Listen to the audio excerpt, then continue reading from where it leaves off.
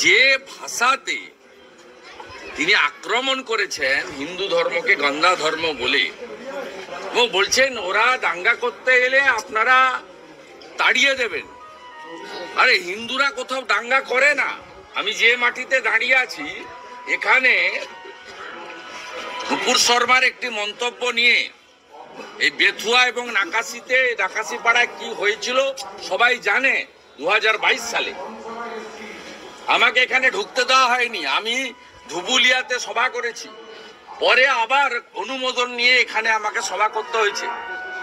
এখানে বেছে বেছে হিন্দুদের দোকান ভাঙা হয়েছে এবং নাকাশিপাড়া রেল স্টেশনকে জ্বালিয়ে দেওয়া হয়েছিল। হিন্দুরা কোথাও করে না এসব জিনিস। হিন্দুরা মোথাবাড়িতেও করেনি, নওদাতেও করেনি, বেলডাঙ্গাতেও করেনি। আমাদের সংস্কৃতি কালচার এগুলো শেখায় না। বলেছে দাঙ্গা করে হিন্দু, দাঙ্গা করে পলিটিক্যাল পার্টিরা। আমরা আছি আপনাদের পাশে, আমি আছি, অভিষেক বন্দ্যোপাধ্যায় আছে, দিদি আছেন, ফলে আপনাদের কোনো চিন্তা নেই। দাঙ্গা করে পলিটিক্যাল পার্টিরা, দাঙ্গা করে পলিটিক্যাল পার্টি। উনি বিজেপিকে ইঙ্গিত করে এসব কথা বলেছেন, ক্ষমার অযোগ্য কথা বলেছেন গন্ধা ধর্ম বলে। হিন্দুরা ঐক্যবদ্ধ হচ্ছে।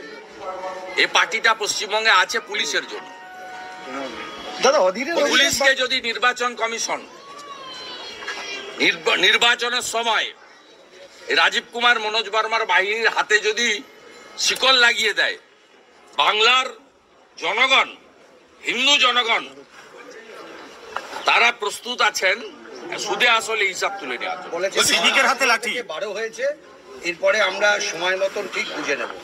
18 আরে এই কথা অনেকে বলতো। 1984 সালে যখন অটলজি দুজন জিতেছিলেন তখনও অনেকে এসব কথা বলতো।